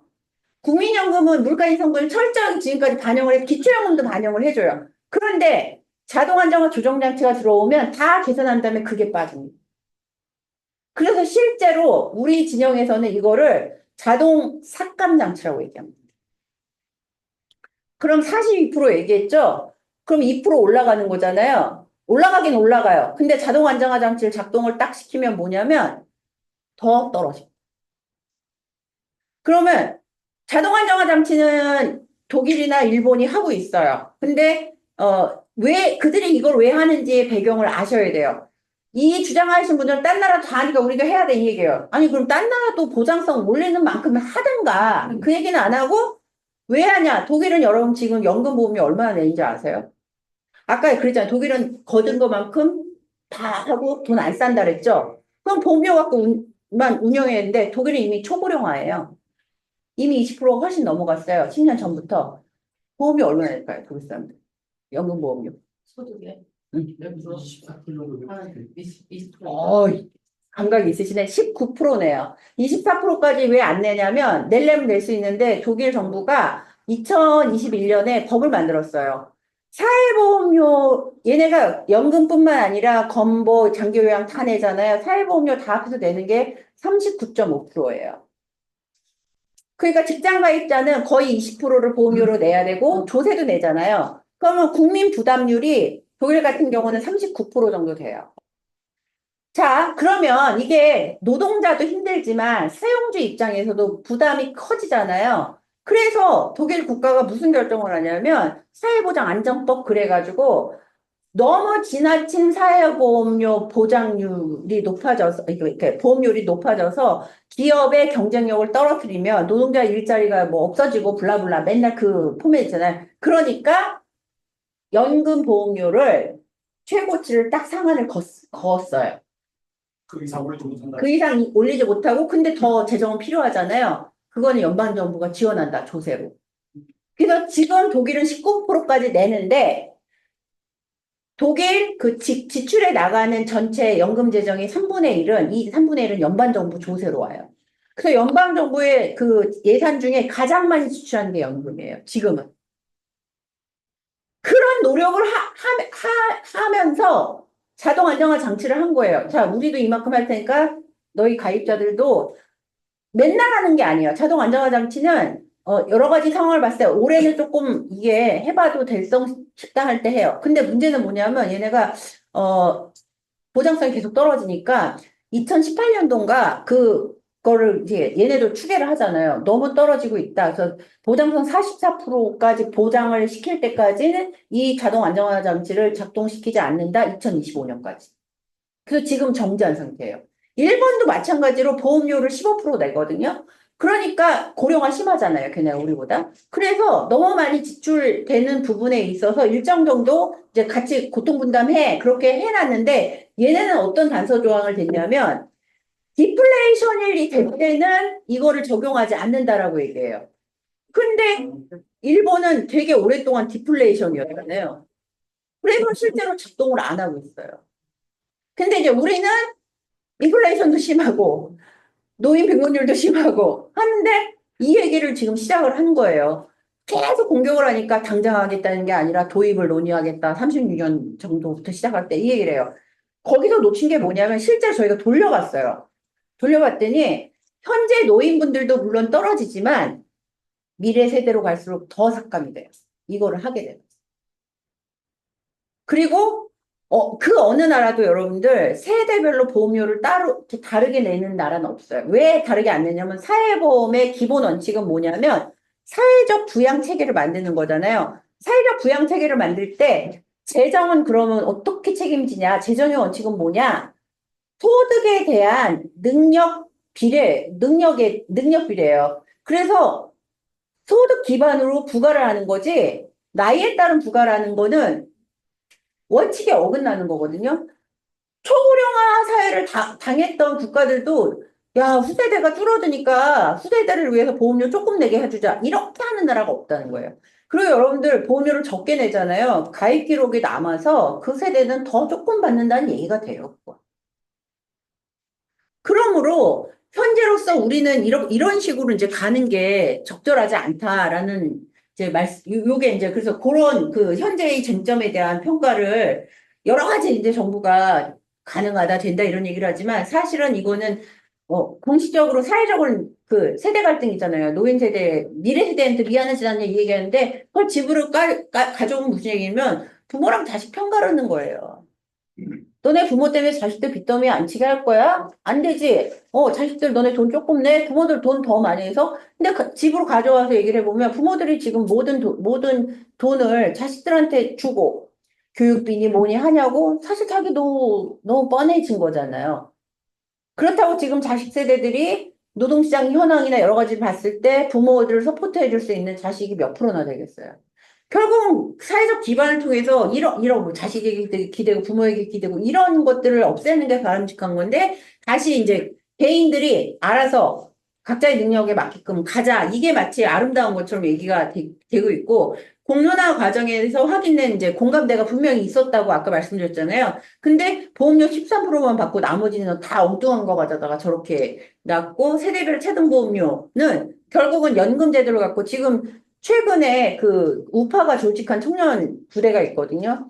거기서 어떤 조사까지 했냐면 20대 미만 10대들한테 조사를 해서 막 연금이 언제 고가야 되고 너네가 이렇게 되면 보험료를 얼만큼 부담해야 돼 이런 얘기를 해준 다음에 국민연금이 유지하는 게 좋아 없애는 게 좋아 이렇게 물어봤어요. 당연히 더.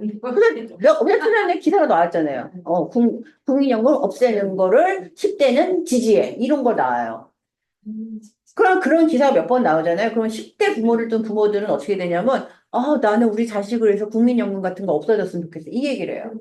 그럼 당신의 노후와 당신 부모의 노후는 어떻게 할 건데요, 대체? 모든 게 다 무슨 10대의 결정이 옳은 겁니까? 아니잖아요. 그리고 그 10대들에게 제대로 된 정보를 주면 그런 결정을 하지 않아요. 우리가 시민대표전 하면서 되게 충격받은 게 20대들한테 정보를 제대로 주니까 20대들이 너무 결정을 잘해요. 근데 제대로 된 정보를 안 줬을 때는 사실은 기울어져요. 그래서 여러 가지 그 난제가 있고 자꾸 이제 우리가 그 디스토피아만 이렇게 보게 하잖아요. 우리의 미래를 얘기할 때 국가 얘기하는 거 보면 대한민국을 떠나라는 얘기인가? 자꾸 그런 느낌이 들게끔 디스토피아 얘기만 해요. 맨 앞에 말씀드린 것처럼 이게 연금 보험료를 우리 세대가 더 많이 내서 돈을 이만큼 쌓아놓는다고 해서 만약에 해결될 수 있는 문제면 할 수 있겠지만 그렇게 해서 풀릴 문제가 아니고 현실적으로도 우리 세대들이 더 많이 보험료를 낼 수 있느냐? 가처분 소득 중에서 어느 정도 더 낼 수, 저희가 판단한 건 13%가 최대였다고 판단을 했어요. 그것도 몇 년을 거쳐서. 왜냐하면 연금뿐만 아니라 건보료하고 장기요양보험료도 올라갈 수밖에 없거든요. 근데 그렇게 올려서 어쨌든 그 같이 보장받는 부분을 조금 안정화를 시켜놔야지 시장의 기운이 빠질 수 있는데 지금은 이제 너무 시장이 막강해지고 있어서 근데 시장이 막강해진다는 건 결국은 평생 평범한 노동자로 일해서 퇴직하시고 농사져서 퇴직하시고 농사가 퇴직이 별로 없긴 하지만 노후가 그리고 존엄하게 마지막까지 살 수 있는 그런 기반이 너무 약화되기 때문에 그런 의미에서 그러니까 매달 내는 보험료에 대해서 좀 더 관심을 가져주시고 정부가 뻘짓할 때 어떤 식으로든 좀 다 어떤 참여할 수 있는 활동들을 좀 하는데 좀 더 관심을 가져주셨으면 좋겠다라는 말씀 드리면서 제가 많이 했네요. 감사합니다. 여기 이야기 들으니까 이제 시간이 추가해야 됩니다. 자, 오늘 많이 들으시고 좀 자유롭게 네네. 뭐 소감이든 뭐 질문이든 이저 3,100여 년 전에 그저 수메르 왕국의 그 함무라비 왕조 시절에 만든 한 지금 이 나라 운영을 하고 있는 나라인데요. 뭐 그 당시에도 노예 제도가 있었던 그 나라에서도 돈 많은 사람들은 세금을 아주 많이 내게 100을 내게 한다면은 중산층은 한 50을 내게 하고 또 노예들은 노예를 부려먹고 있는 주인이 낸다라고 하는 것들이 이렇게 나오는데 지금 이 3천 몇백 년 전에 스메르 왕국의 제도만도 못한 지금 현실이 굉장히 강력합니다. 얼마 전에 우리 국내에서 독동모임에서 스웨덴의 삼인주의를 만들었던 메르탈 네, 유리달. 네. 인구 보셨어요? 90년 전에 쓴 거를 우리 마을에서 토론해 봤어요. 사람들이 이게 90년 전에 쓴 게 맞아? 우리나라 한국 사회에 그냥 그대로 적용돼요. 그런데 마찬가지로 이제 사회복지 문제나 이런 것들을 어떤 연금이나 이런 게 아니라 그러니까 주택, 교육, 의료, 먹거리 같은 새로운 그러니까 어떤 거를 돈을 더 준다고 해서 이 문제가 절대로 해결되지 않는다는 걸 이미 90년대에 써야 되는 증명을 했기 때문에 우리 사회가 이제 어느 순간 고령화와 저출생이라는 이런 문제가 부분적으로 가는 것 같아요. 자꾸 이게 사실 하나의 문제인데 그런 담론에 대해서 이제 좀 크게 설계가 좀 됐으면 하는 것들이 이번에 우리 마을에서 농민들이 다니고, 그냥 이농하시는 분들 뭐 이런 분들 같이 해봤는데 대부분이 그 책을 읽은 결국 평가 거예요. 우리 사회 담론에 대한 본질적인 체제에 대한 전환을 스웨덴 3인주의의 이론적 기초를 만들었잖아요. 그런 것처럼 체제 전환에 대한 어떤 담론 논의가 이번에 대자하면 아마 마지막 기회가 될 수도 있겠다 이런 생각이 좀 들어요. 그 미르달 부부 같은 경우가 1920년대 그 책이 발표가 됐을 때 스웨덴이 똑같은 상황이었던 거예요. 인구의 4분의 1이 이민을 갔고 아이를 안 낳아요. 왜 그렇지? 너무 척박하고 힘든 거예요. 그러면 미르달 그때 이제 그 사회개량을 스웨덴에서 사회개량 이거에 대해서 이제 스웨덴 삼인주의에 대한 그거에 이제 꽂혀 있는 상태였으니까 어떻게 해서 사회를 바꿀 수 있지? 그 문제가 결국은 스웨덴의 복지국가를 설계하는 기반이 됐던 거거든요. 그래서 초저출생, 초고령 이 계기는 절망의 계기가 아니라 사실 우리 사회의 질을 바꿀 수 있는 굉장히 어떤 모멘텀에 딱 서 있는 건데 그래서 이제 그 스웨덴 얘기를 많이 해요. 제가 많이 하는데 우리에게 이게 계기가 되고 기회가 될 수 있다. 바꿔내야 된다 얘기를 하는데 정치랑 정당 구조가 우리가 너무 취약하다 보니까 사실은 그리고 이제 노동운동도 최근에는 이런 부분에 대해서 너무 그러니까 가장 조직이 그 전국 단위로 잘 돼 있는 게 노동운동인데 노동운동도 관심이 조금 약해요. 이렇다 보니까 이게 불씨를 지필 수 있는 부분들이 너무나 없기 때문에 다른 제조 연구소가 해야 된다. 그러니까 저는 그러니까 관심 있으신 분들은 많은데 이제 이게 모아져서 어떻게 힘을 발현을 해야 될까? 그러니까 사실 스웨덴에 국제화가 된 거는 그 미르달 부부의 그 제안이 정식적으로 채택이 돼서 20년 동안 정말 많이 투자를 했어요. 정말 투자해서 그것을 출생률을 올리는 데까지 20년 걸렸고 50년대 이후부터는 스웨덴이 다른 유럽 국가들하고 결이 다른 국가 형태로 발전하기 시작하거든요. 근데 스웨덴이 그때 결코 돈이 많지 않았어요. 그런데 예방을 한 거예요, 얘네들이. 예방적으로 투자해서 사람에게 투자하는 것들을 아끼지 않았는데 그러니까 사람들이 머물고 더 이상 이민 가지 않고 아이를 낳기 시작하는 거죠. 우리는 지금 이제 아이를 안 낳는 사람들이 어떻게 하면 아이를 낳을 수 있을까? 삶의 질을 바꿔줘야 되는 거죠.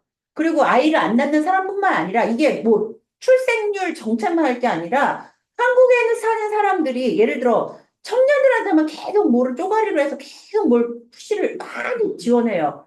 제일 복지사각지대 누구냐면 장년 독거인들입니다. 아무것도 없어요. 청년들은 찾아보면 이것저것 많아요. 국가에서 주는 거 많고 서울시나 그러니까 재정자립도가 높은 데는 서울시는 뭐 99가지나 된대요. 청년한테 주는. 그래서 정말 나쁜 게 그 프로젝트 잘 따는 애들 있잖아요. SNS 잘하는 애들 그걸로 1년 내내 해외여행 다니는 애들도 있어요. 이게 아이들이 필요한 거는 아니죠. 그러니까 되게 나쁜 제도라고 제가 생각하는 게 보편적으로 아이들에게 쫙 깔아주는 걸 해야 되는데 절대 보편적인 건 안 해요. 쫙 깔아서 애들이 자기 삶을 예측할 수 있게 해줘야 되거든요. 아, 내가 돈이 모자라도 이때 뭐 학자금이 부족해도 혹은 나는 우리 부모가 연수를 못 시켜주는데 그렇더라도 이런 계기가 우리한테 있구나? 그럼 아이들이 그걸 계기로 해서 사실은 20대는 우리 다 20대 때 실패하고 좌절하고 방황하고 이랬잖아요. 지금 애들은 실패와 좌절과 방황을 안 하려고 해요. 못 해요. 그거 하면 그냥 끝나는 줄 알아요. 근데 그걸 하게끔 해줘야 된다는 거예요. 20대한테 그걸 하게끔 해줘야 되고, 장년층은, 그러니까 제가 작년에, 여러분 그 고시원, 저기 서울대 근처에 있었던 그 예전에 고시촌들이 지금 어떻게 변했을 것 같으세요? 전국에 거기가 다 로스쿨 받기 전에 다 고시 보는 사람들이 바글바글 했었거든요. 거기 그 방들이 어떻게 바뀌었을까요? 작년 독거인들이 지금 방에 거기가 제일 싸대요, 전국에서. 그래서 전국에 50대 남자 독거인들이 제일 많이 밀집해서 사는 지역인데, 제가 작년에 이제 거기 한 달 정도 가서 이제 조사를 하는데, 진짜 너무너무 속이 상했어요. 이제 이분들 스토리가 뭐냐면 IMF 때부터 시작되신 분들이 많아요. 그때 가족에게 가족 해체. 버려지고, 이제 한 그룹은 그거고 또 한 그룹은 고시를 하다가 계속 떨어졌어. 사회 진출을 못해. 거기를 못 나가고 계신 분들. 낭인이 돼가지고. 이분들이 인간으로서 살 수 있게끔 뭔가 있어야 되잖아요. 없어요, 이분들을 위한 건. 그러면서 그 앞에다 진짜 청년 무슨 주택 계속 져요. 벼 있는데. 그래서 이거는 좀 뭔가 이렇게 가면 안 된다. 그러니까 그 저출생 정책이 아이를 낳아라 이게 아니라 사회의 질 전반을 바꿔서 안심할 수 있게 좀 만들어야 되는 건데 지금 그래서 저희 아직 돈이 있거든요. 최장으로 봤을 때 20년 앞으로 20년까지 돈을 쓸 수가 있어요. 그리고 10년 앞으로 10년까지는 경제 참여 인구도 상대적으로 괜찮아요. 그 기간 동안에 GDP를 갖고 할 수 있는 모든 거를 걷다 인풋을 해야 되는데 정부가 그러니까 이게 좀 답답한 게 민주당이 된다고 해서 바뀔까? 뭐 이렇게까지 대놓고 성의 없지는 않겠죠. 너무 성의가 없잖아요. 지금 정부는. 거꾸로 가고 있으니까는 지금. 네.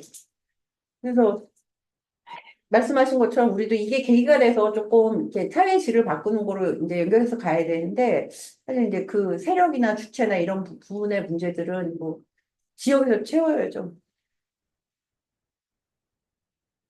예전에 그 오마이뉴스 대표님이 제주에 와가지고 그 10여 년 전에 강의를 한 적이 있었습니다. 그때 강의를 하면서 뭐라고 했더니 저기 덴마크 얘기를 좀 덴마크에는 그 청년들이 실업자가 되면은 국가에서 다 이제 보장을 해주고 또 이제 그 청년들이 그 학교를 이제 휴학을 하거나 해도 휴학하는 학생들에게도 그 당시에 우리나라 돈으로 한 100에서 120만 원 정도를 지급을 해준다.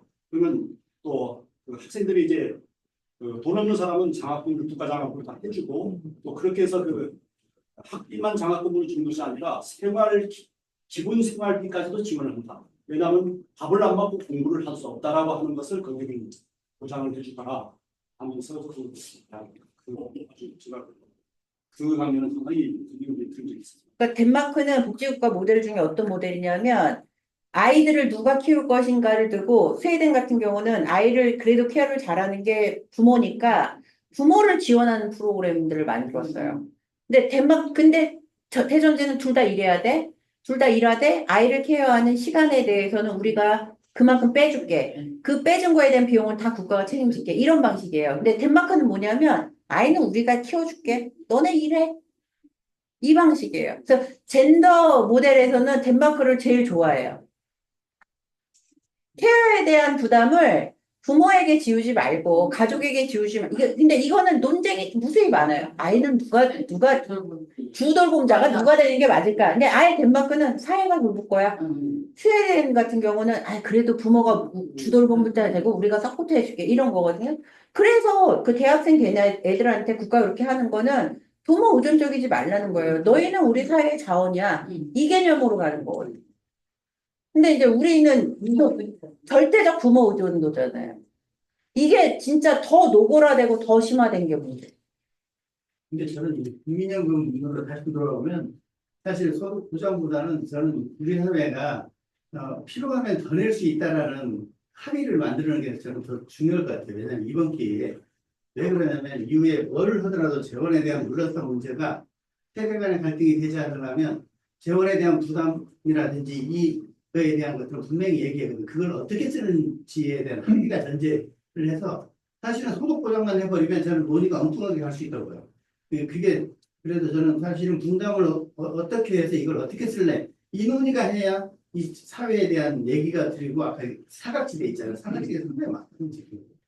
그런 것들을 해소할 수 있게끔 내가 냈기 때문에 내가 받는다라는 개념이 아니라 내가 낸 것이 사회로 간다라는 걸 하기 위해서 저는 분담이 이를 먼저 얘기를 해야 한다.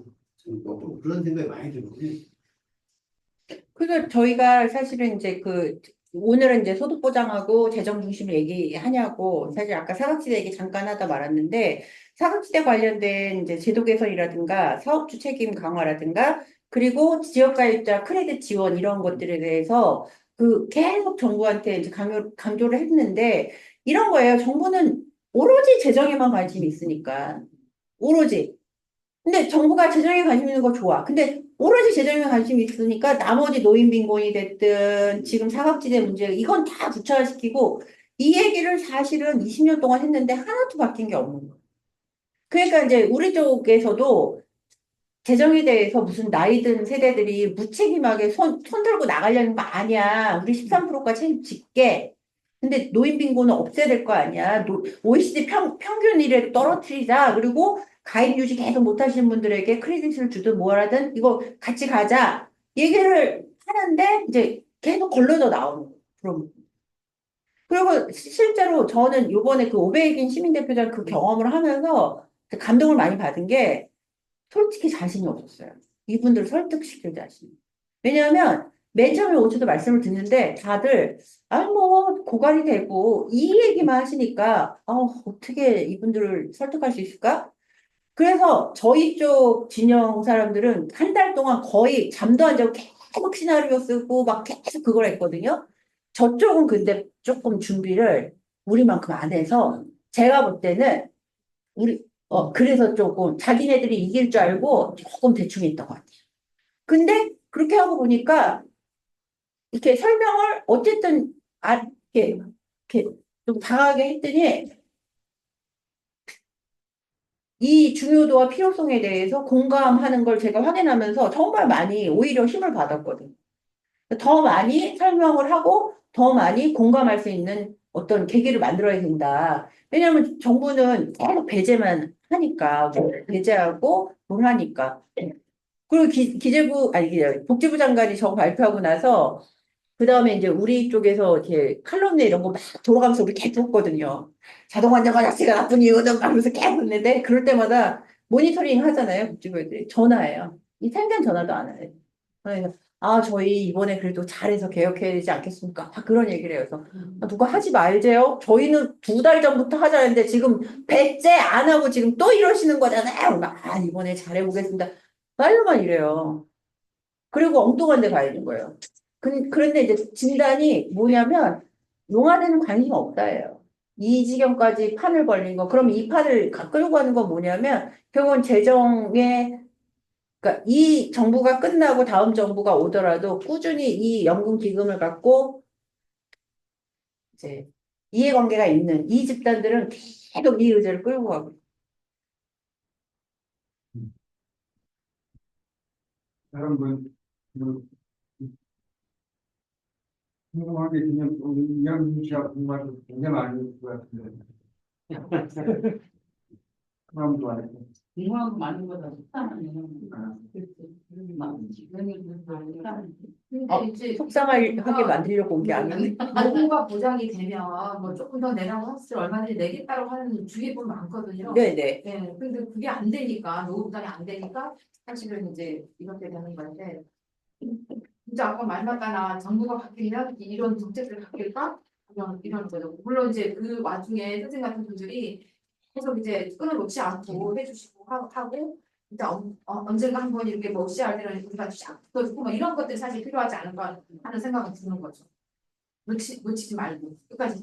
그러니까 이게 사실 노동자들이 예전에는 봄마다 임금 때문에 춘투한다 그러고 임금 투쟁을 했잖아요. 이게 우리나라 노인들의 소득 투쟁이에요. 근데 모두 다 노인이 되잖아요. 그리고 그 노동자들의 임금 투쟁은 가족들의 소득 투쟁이 되는 거잖아요. 이 노인들의 이 소득 투쟁은 이 노인들을 서포트해야 될 가족들의 다 연결된 투쟁이거든요. 그래서 저는 사실 연금이란 제도가 다 사회 구성 모두랑 관련됐다고 봐요. 그런데 모두에게 관련됐는데 이 모두에게 전파된 건 고갈밖에 없어요. 너무 여론은 그렇게 그래서 이제 다른 측면으로 좀 같이 보자. 우리가 돌봄을 다양한 시각으로 보듯이 연금도 함께 사는 사회의 기반으로 좀 볼 필요가 있다. 그리고 제가 슬픔만 드렸다니까 또 방법이 있다니까요.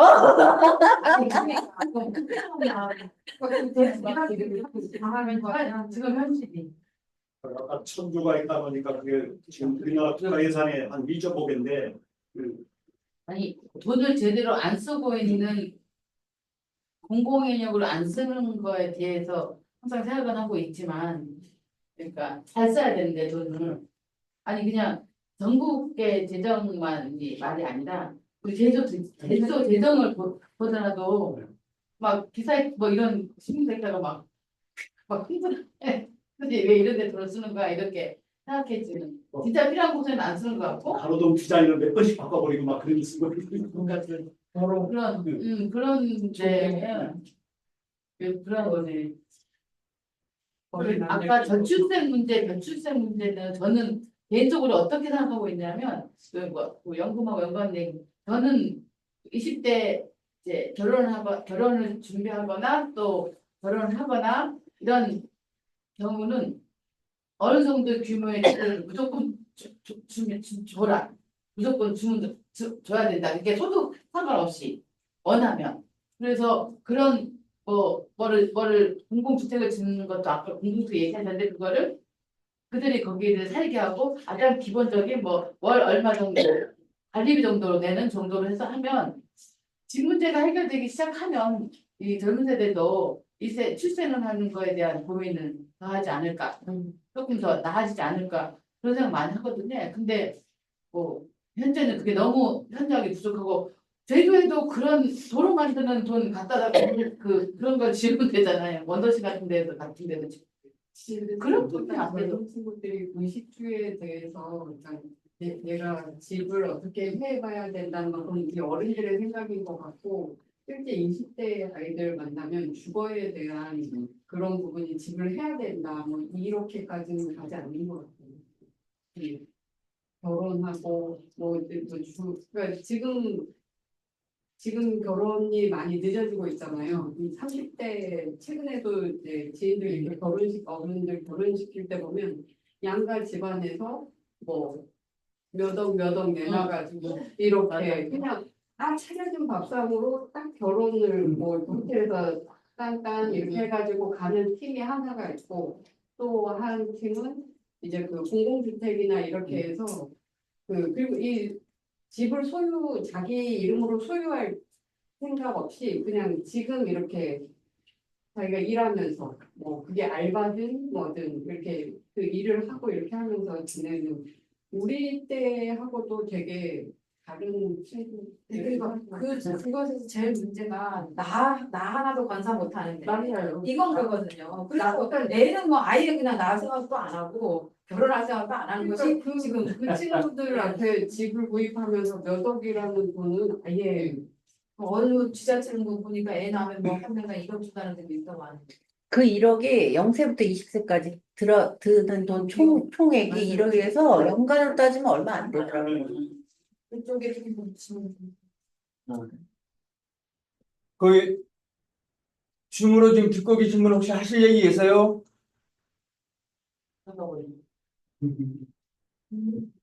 네. 자, 지금 이제 거의 끝날 시간인데요. 거의 끝날 시간이 지나고 있는 것 같습니다. 혹시 더 얘기하실 분이 없으면 윤희들 할 얘기 아. 없어? 할 얘기 없어요? 아, 네, 있지만 잘 모르겠습니다. 없습니다. 그러시면 국민연금도 못 받는 사람들이 네, 국민연금 못 받아요? 아직은 뭐 좀 있으면. 네, 네가 입자예요? 가입자입니다. 그렇군요. 네, 준비하고 있습니다. 네. 자, 그러면 다시 한번 이렇게 수고했는데 마무리 발언하실 거 있어요? 마무리야 뭐 관심을 많이 갖자. 네. 그리고 정말로 좀 미래에 대해서 얘기할 때 좋은 그림이 잘 안 그려지는 얘기가 많잖아요. 그러니까 초저출생 초고령 사회도 사실은 되게 숫자만 보면 암담하거든요. 근데 뭐 암담한 걸로 끝나면 안 되니까.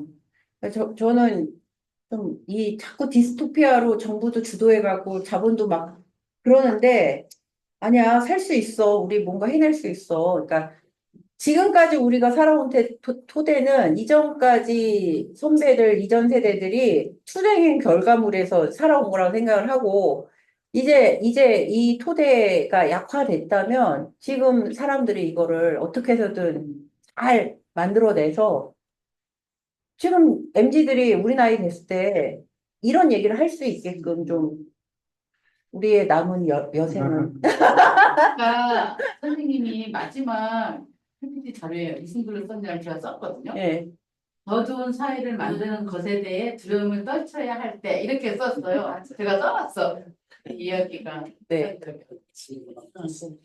두려움을 떨치고 떨쳐야 할 때 이렇게. 가자.